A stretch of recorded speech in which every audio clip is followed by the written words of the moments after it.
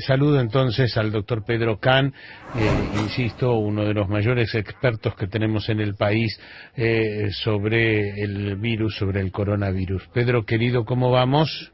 ¿Qué tal, Tony? Buenas tardes, ¿cómo estás? Y acá estamos, como siempre, desde marzo, lidiando con esta situación. Por un lado dicen, bueno, por fin tenemos un día con menos de 100 muertos, y por el otro lado tengo la sensación que no bajó en la Argentina como bajó en Europa en su momento, cuando vino el calorcito. No sé qué impresión tenés vos. Mira, Tony, es evidente que tenemos una menor circulación por el menor número de casos comparado con el momento de mayor pico que fue entre agosto y octubre, pero indudablemente todavía tenemos un nivel de circulación demasiado alto que se refleja también en el número de personas fallecidas, ¿no? Así que yo creo que es muy importante entender este momento. En este momento hay que explicarle muy bien a la gente. Primero, que tenemos una situación extraordinariamente positiva, que es el surgimiento de los resultados preliminares de las vacunas, que es indudable y que supera la expectativa de cualquiera. Si vos me hubieras preguntado a mí en el mes de marzo, ¿vos creés que para la época de las fiestas vamos a tener 4 vacunas que han demostrado resultados preliminares con resultados superiores al 90%? Te diría, es demasiado optimista. Sin embargo, es así. Una puede ser un hecho, digamos, anecdótico. 4 vacunas que usan la misma proteína, el mismo antígeno, la proteína S, y que tienen resultados muy similares con más del 90%, evidentemente indica que estamos en el buen camino y con resultados en el corto plazo. Esto que tiene que llenarnos de satisfacción y de orgullo a todos los que trabajamos en la investigación, que nos sentimos de alguna manera una pequeña parte, una pequeña piecita dentro de este esquema internacional, no tiene que llevar a la gente a confundirse y a pensar que con esto resolvemos la pandemia. Fíjate, Tuni, que si en el mejor de los casos, si logra la Argentina cumplir con el muy ambicioso plan que tiene el gobierno, que tener 10 millones de personas vacunadas a fines de febrero, estaríamos habiendo vacunado a menos del 25% de la población argentina. Eso no da inmunidad de rebaño, eso no resuelve el problema de la transmisión. O sea que hay que pensar que vamos a tardar bastante tiempo todavía, en el cual tenemos que seguir manteniendo las medidas de distanciamiento social, el uso de tapabocas, el lavado de manos, en fin, todo lo que conocemos, ¿no? La idea, Pedro, digamos, de los expertos en el mundo es vacunar a la totalidad, es decir, por ejemplo, a 44 millones de habitantes, o por ejemplo, los menores no se vacunan. Por ahora no tenemos resultados de vacunas en menores, que se están investigando, pero todavía no tenemos en embarazadas, hay todo el sector de la población que no está estudiado, pero que está siendo objeto de estudio. El objetivo de cualquier plan de vacunación es tener vacunado entre el 70 y el 90% de la población, por lo menos el 70%. Entonces, 70% de 44 millones te da más o menos unos 30 millones de personas que deberías vacunar, y eso va a llevar un cierto tiempo. Se empieza por los que son las poblaciones de mayor riesgo, por un lado las personas mayores de 60 años, las personas con comorbilidades, que son las que te van a ocupar las camas de terapia intensiva, y las que tienen más chance de fallecer, y por supuesto también los trabajadores esenciales, lo cual incluye al personal del equipo de salud, demás trabajadores esenciales como bomberos, policías, etcétera, y también a los maestros, porque eso es muy importante para tratar de llegar lo más normalmente posible al inicio del ciclo escolar del año que viene. O sea que por ahora la vacuna no está claro, digamos, el efecto en menores. No ha sido estudiado en menores. Todos los protocolos de vacunas han sido mayores de 18 años. Entonces, ahora, al mismo tiempo hay varias vacunas que están haciendo protocolos en chicos de entre 12 y 18, y hay algunas de las vacunas que están empezando a estudiarse en chicos mayores de 6. Pero evidentemente hasta que tengamos resultados va a pasar un tiempo todavía.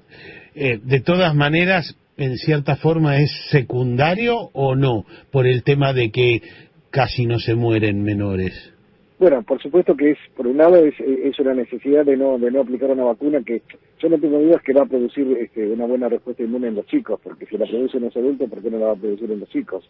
El tema es que la reactogenicidad, es decir, los efectos adversos que puede tener una vacuna, fiebre, inflamación en el sitio de inyección, etcétera, en un sistema inmune muy fuerte, muy enérgico, como suelen tener los chicos, podría llegar, si no damos la dosis adecuada, podría llegar a ser complicado. Entonces eso hay que estudiarlo con las dosis apropiadas, y eso solamente se hace a través de los protocolos de investigación, no hay otra forma de hacerlo. Uno se defiende del virus ya con la primera dosis, ¿cierto? Los datos indican que ya con la primera dosis hay una muy buena respuesta. La mayoría de las vacunas, excepto la vacuna de Janssen y la vacuna de CanSino, que es una vacuna de origen chino que vamos a empezar a reclutar voluntarios en Argentina la semana que viene, son dosis que por ahora son de una sola dosis. Todas las demás vacunas, Pfizer, Moderna, AstraZeneca, Gamaleya, etcétera, son todas vacunas que requieren 2 dosis. Pero ya con la primera, ¿estás inmune o tenés que esperar los 21 Con la primera días? levantás anticuerpos, o sea, un porcentaje alto de los pacientes levantan anticuerpos, con la segunda más del 90% lo consiguen. O sea, que vos te das la primera dosis, igual te tenés que seguir cuidando. No, te das la primera dosis y te tenés que seguir cuidando, te das la segunda dosis y te tenés que seguir cuidando, y no te das ninguna dosis y te tenés que seguir cuidando. Ay, no, pero escúchame, Pedro, ¿cuándo se termina esto? Digo, porque, suponete, pregunto, digo, de burro, juega San Lorenzo, tu equipo, Sí.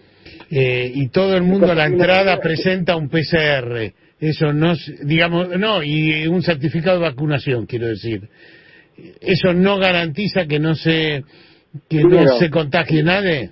A ver, Tony, primero, no es una pregunta de burro, es una pregunta de sentido común. Y la pregunta de sentido común justamente es uno de los riesgos que tiene la vacunación.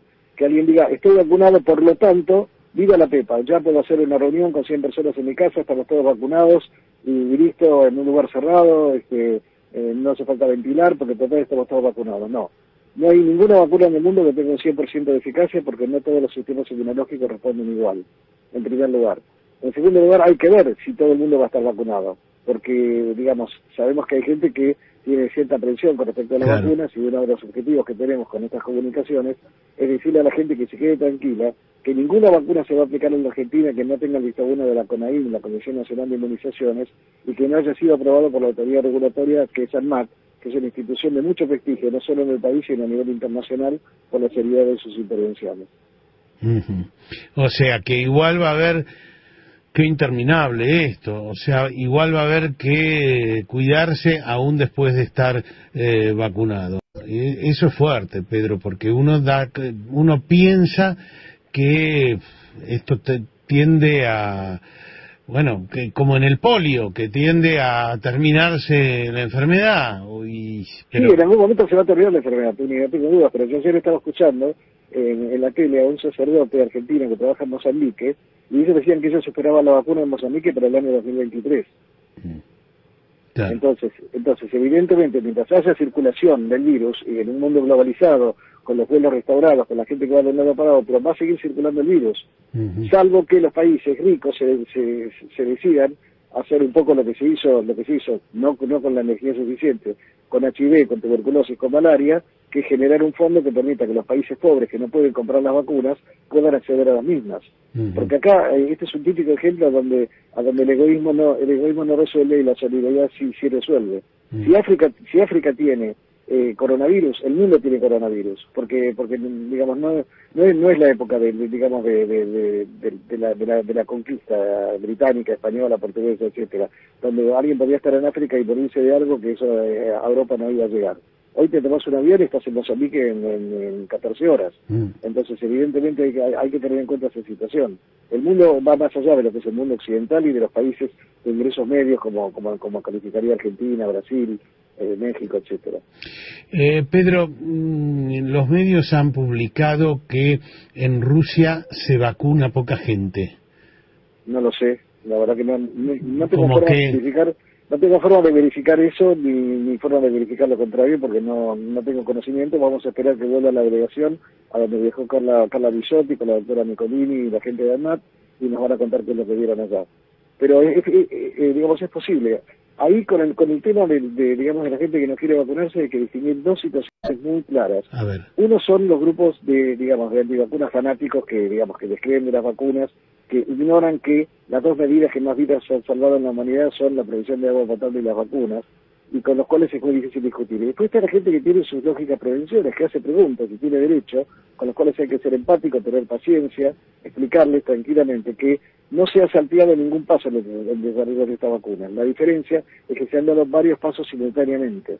y que evidentemente, digamos, te vuelvo a insistir, un ensayo clínico aislado con un éxito del 90 o inclusive en algunos casos del 95%, puede ser un hecho que diga, bueno, es una evidencia interesante, pero 4 ensayos clínicos por separado, por ahora, que eso es lo que tenemos por ahora, que son Moderna, Pfizer, AstraZeneca y Gamaleya, que han mostrado una eficacia muy similar del 90%, usando el mismo antígeno, bueno, ya vista de ser una casualidad. ¿Qué es lo que sabemos? Que son seguras y son eficaces a corto plazo. ¿Sabemos la seguridad a larguísimo plazo? No. ¿Sabemos la eficacia? ¿Sabemos si la eficacia dura 6 meses, 1 año o 2 años? No lo sabemos tampoco. Tampoco sabemos si nos tenemos que revacunar y cuándo. Todas esas son preguntas, por eso es tan importante que los estudios de investigación clínica sigan adelante para poder dar respuestas. Pero mientras tanto, en el marco de una pandemia, tenemos que evidentemente tomar medidas de emergencia para tratar en la medida de lo posible de reducir la mortalidad. Tal vez sigamos teniendo casos de coronavirus, pero si ya no vamos a tener casos graves, fíjate por ejemplo, tú un dato que la gente por ahí no conoce. Si tomamos el caso de la vacuna de Pfizer, vos fíjate que ellos tuvieron unos 36.000 voluntarios, de acuerdo al trabajo que se publicó en el New England Journal of Medicine esta semana. De esos 36.000 casos, la mitad más o menos recibió, del 36.000 voluntarios quiero decir, la mitad recibió placebo, la mitad recibió vacuna. Bueno, tuvieron 169 episodios de coronavirus confirmado por PCR. 9 en la rama de vacuna, 160 en la rama de placebo.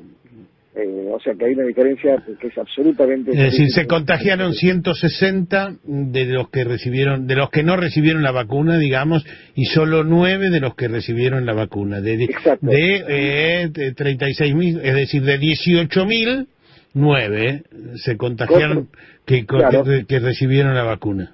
Contra 160 de 18.000 que recibieron el placebo. Y eso agregale que la totalidad de los casos graves que hubo, porque hubo casos graves que requirieron internación, oxígeno, etcétera, el 100% de esos casos estuvieron del lado de los que recibieron placebo. Correcto. O sea que es posible que la vacuna, una de las conclusiones posibles, que todavía no lo sabemos, puede hacer que vos te termines contagiando igual de coronavirus, pero ¿sabes qué? A lo sumo no te pase nada, tengas una fiebrecita, es decir, que sea un resfrío común, por decirlo de alguna manera, pero que no te lleve a internarte, a requerir oxígeno, terapia intensiva y riesgo de morir. Pedro, como siempre, te agradecemos enormemente. La última, Alemania decidió cerrar hasta los colegios hasta el 10 de enero. Y en general, viste que no estaban cerrando colegios. No. Bueno, pero Turi, ¿sabés qué? Es un buen mensaje. Alemania decidió hacer eso, Chile incrementó las medidas de cierre, a lo que ellos llaman el paso 2 de su estrategia, cierran todas las 12 de la noche y los fines de semana restringen la circulación. España permite reuniones de hasta 6 personas para las fiestas, etcétera. Esto es un mensaje para aquellos que hablaban de la cuarentena más larga del mundo, que decían que acá teníamos una infectadura que le estaba quitando libertades a la gente. Viste que ya no hablan de esas cosas en este momento porque quedarían más en ridículo, ¿no? Y me parece que es un buen mensaje para darse cuenta que esta pandemia no es para jugar, esta pandemia no es para jugar a la política, para usarla a favor o en contra del gobierno. El coronavirus no tiene ideología, no es del oficialismo de la oposición en ningún país. El coronavirus es un elemento biológico que ataca a la humanidad y necesitamos confrontarlo en conjunto, dejando de lado las tonterías con las cuales se quiere aprovechar a veces esta situación. Muchísimas gracias, Pedro. Un abrazo, Tuni. El doctor Pedro Can diciendo hay que vacunar 30 millones de personas en la Argentina. Es decir, 10 de entrada, pero en total va a haber que vacunar 30 millones. Todavía no está claro porque, claro, las experiencias se hacen con mayores de 18. Para que vos seas voluntario tenés que tener 18 años. Entonces todavía no está claro si tiene qué efectos tiene en los menores. O sea que no se va a vacunar a menores hasta que eso esté claro. Por ahora, entonces, hay que vacunar 30 millones de argentinos y solo 10 se van a vacunar entre enero y febrero.